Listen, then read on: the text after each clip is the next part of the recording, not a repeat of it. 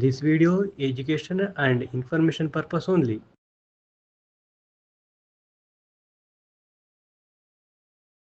ನಮಸ್ಕಾರ ಸ್ನೇಹಿತರೆ. ಇವತ್ತು ನಾವು ರಾಜ್ಯ ಸಹಕಾರ ಬ್ಯಾಂಕ್ ಅಂದ್ರೆ ಏನು, ಅದೇನ್ ಮಾಡುತ್ತೆ ಅನ್ನೋದನ್ನ ತುಂಬಾ ಸರಳವಾಗಿ ತಿಳ್ಕೊಳ್ಳೋಣ.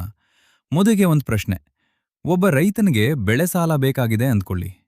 ಅವನು ನೇರವಾಗಿ ರಾಜ್ಯ ಸಹಕಾರ ಬ್ಯಾಂಕ್ ಹೋಗಿ ಸಾಲ ತೆಗೆದುಕೊಳ್ತಾನಾ? ಸಾಮಾನ್ಯವಾಗಿ ಹಾಗೆ ಇರಲ್ಲ. ಹಾಗಾದ್ರೆ ರೈತನಿಗೆ ಸಾಲ ಹೇಗ್ ಸಿಗತ್ತೆ? ಇದನ್ನ ಒಂದು ಉದಾಹರಣೆಯಿಂದ ನೋಡೋಣ.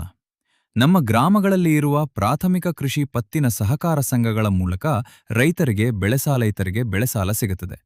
ಈ ಸಂಘಗಳಿಗೆ ಬೇಕಾದ ಹಣಕಾಸಿನ ನೆರವನ್ನ ಜಿಲ್ಲಾ ಕೇಂದ್ರ ಸಹಕಾರ ಬ್ಯಾಂಕ್ಗಳು ನೀಡುತ್ತವೆ. ಇನ್ನೂ ಒಂದು ಜಿಲ್ಲೆಯಲ್ಲಿ ರೈತರಿಗೆ ಹೆಚ್ಚಿನ ಪ್ರಮಾಣದಲ್ಲಿ ಬೆಳೆಸಾಲ ಕೊಡಬೇಕಾಗಿದೆ ಅಂದ್ಕೊಳ್ಳಿ.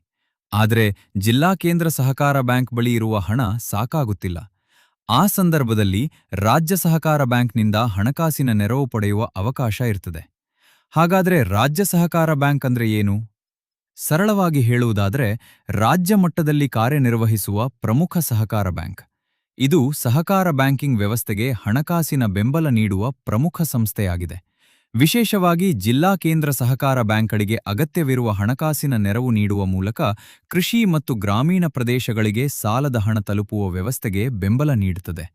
ಅಷ್ಟೇ ಅಲ್ಲ, ಸಹಕಾರ ಬ್ಯಾಂಕಿಂಗ್ ವ್ಯವಸ್ಥೆಯಲ್ಲಿ ಸಮನ್ವಯ ಸಾಧಿಸುವಲ್ಲಿಯೂ ರಾಜ್ಯ ಸಹಕಾರ ಬ್ಯಾಂಕ್ ಪ್ರಮುಖ ಪಾತ್ರ ವಹಿಸುತ್ತದೆ.